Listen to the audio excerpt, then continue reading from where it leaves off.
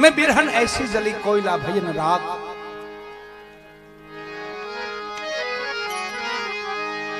ઘણા બધા ભજનો લેવાના છે જેટલા આવશે એટલા લે બાકી તો બે માના ભંડારા છે ક્રિયા એટલે બે રાત રોકાવું પડે એક એક ડોહી ની એક એક રાત પણ આજે બે માતોશ્રીને માં જગદંબા ગુરુ મહારાજ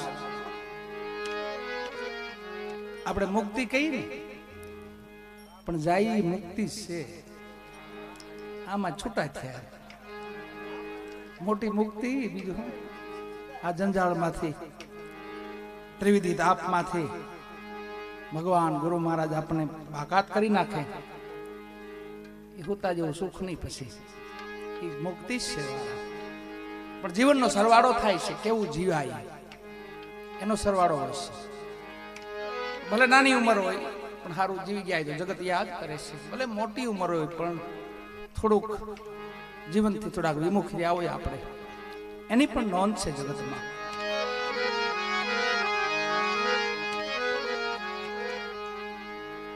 જબુમાં સદગુરુ સવારામ બાપાના શિષ્ય પીપળી ધામ અલગ ધણી રામદેવજી મહારાજે સપને આવીને એવું કીધેલું બાપાને સવારામ બાપાને કે ભક્તરાજ મારે તમારે ત્યાં બેહવું છે સ્થાન તો તમે ઘણા જોયા છે બાપાના રામદેવજી મહારાજના ઘોડેસવાર છે ક્યાંય ઊભા છે ક્યાંય સજોડે છે માન બાપા બે અહીં તો ધણી નિરાજ કરીને બેહી ગયા છે હવે મારે બેહવું છે એ પીપળી ધામ છે સદગુરુ સવારામ બાપાને આશરે અલગ ધણી બેઠા છે અને વચને બંધાણા છે પાછા અન્નક્ષેત્ર ચાલુ કરાવ્યું હોય તો અલગ ધણી રામદેવજી મહારાજે કરાવેલું છે ત્યાં સવા બાપા તો પ્રજાપતિ માટલાનો વ્યવસાય માટલા ઘડે એ વેચવા જાય ન જાય એમના માતુશ્રી કાશીમાં સવારામ બાપાના બાનું નામ પણ કાશીમાં કાશીમાં ઘણું ખીજાય છે સવા બાપાને કે તું ભજનમાં ધ્યાન દેશો ને બહુ આ વાસણો વેચતો નથી પછી તો સદગુરુ સવારામ બાપાના વાસણો જે હતા ને માટીના જેમ ગોરા ભગતના વેચાતા હતા ને એમ વેચાતા હતા પણ અલગ ધણી રામદેવજી મહારાજ એમને સાક્ષાત્કાર થયેલો પ્રભુ રામદેવજી મહારાજનો કબીર સાહેબનો એમને સાક્ષાત્કાર થયેલો ચિત્રોડ મૂળન સાહેબ એમનો પણ એમને ભેટો થયેલો વિસામે જાય છે ને આપણે વિસામે ત્યાં જબુમાનો દેહ છૂટી ગયેલો હતો પ્રાણ પંખીડું ઉડી ગયેલું હતું પણ હર ઘડી સાંજના સમયે કાયમ માટે સદગુરુ સવારામ બાપાને બજાણાથી મળવા આવતા બાપાને બંદગી કરવા આવતા પ્રાણ પંખીડું ઉડી ગયું અલગ ધણીને ચિંતા થઈ રામદેવજી મહારાજને ગાડા ખેડૂ બન્યા પોતે ગાડું એક લીધું જબુબાઈને અંદર નાખ્યા હોવડાવ્યા અંદર અહીંયા ઠાકર ધણીને ભગવાન સવારામ બાપા મનાવતા હતા, આરતી કરતા હતા. સવારામ બાપાને આવીને કીધું, અલગધણી રામદેવજી મહારાજ, ભક્તરાજ તમારા કોઈ ભગત અહીંયા આવતા હતા, રસ્તામાં બીમાર પડી ગયા છે. બાપા ભગવાનને મનાવતા કહેશે કે ભાઈ વાલા, એને અહીંયા ઓસરીમાં સોડાવી દો, હું મારા ઠાકરને મનાવી લઉં, પછી એની ભાળ લઉં છું. એટલું કહીને અલગધણી વહી જાય છે રામદેવજી મહારાજ. સવારામ બાપાએ દ્રષ્ટિ કરીને જોયું ને, પાછળ તો જબુમાં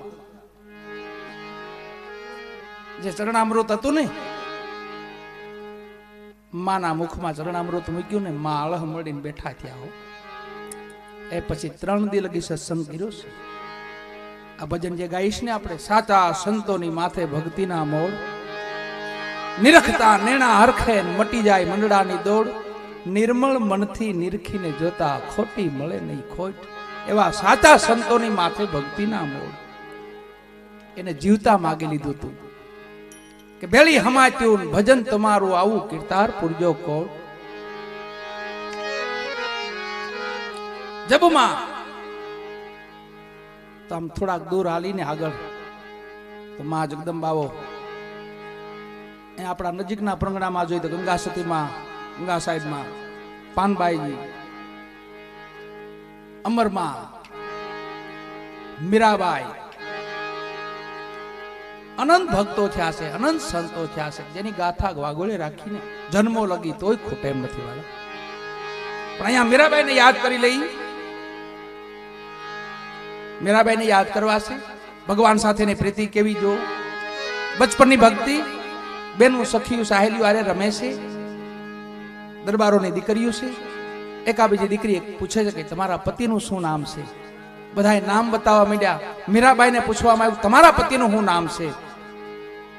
મીરાબાઈ કીધું મને ખબર નથી, પણ કાલે પાછી રમવા આવું ને તો એ કહીશ. અને માત પિતાને કીધું કે મારો પતિ કોણ છે? 9-10 વર્ષની ઉંમરે. માત પિતા સમજી ગયા કે આ તો બાળ અટ છે. 8 મુકાઈ બાળ અટ, સ્ત્રી અટ, રાજ અટ અને યોગી અટ. એમાં બાળ અટ લીધી અને કે મારો પતિનું નામ મને બતાવો. પછી ભગવાન ઠાકરની મૂર્તિ, કૃષ્ણ ભગવાનની મૂર્તિ મીરાબાઈને હાથોથ આપી તે દી કે આ તારો પતિ છે. એનું શું નામ છે? એનું નામ છે ગિરધર ગોપાલ. બસ ત્યાંથી એને એવી લગન લાગેલી કે બસ મેરે મન ગિરધર ગોપાલ દુસરા ન કોઈ.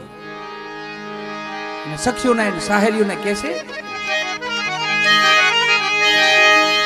સખી નામ જાનો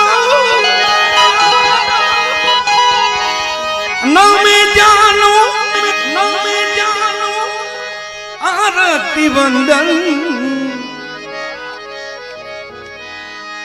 ના પૂજા કીરી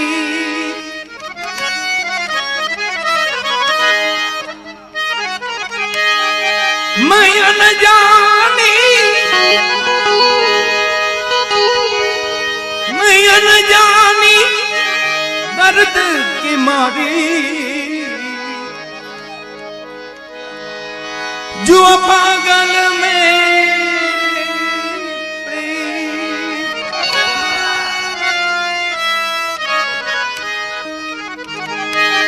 हरी सखी में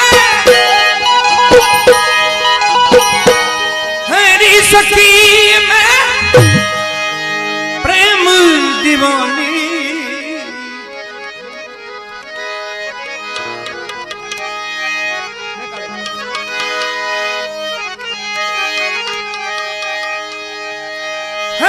सखी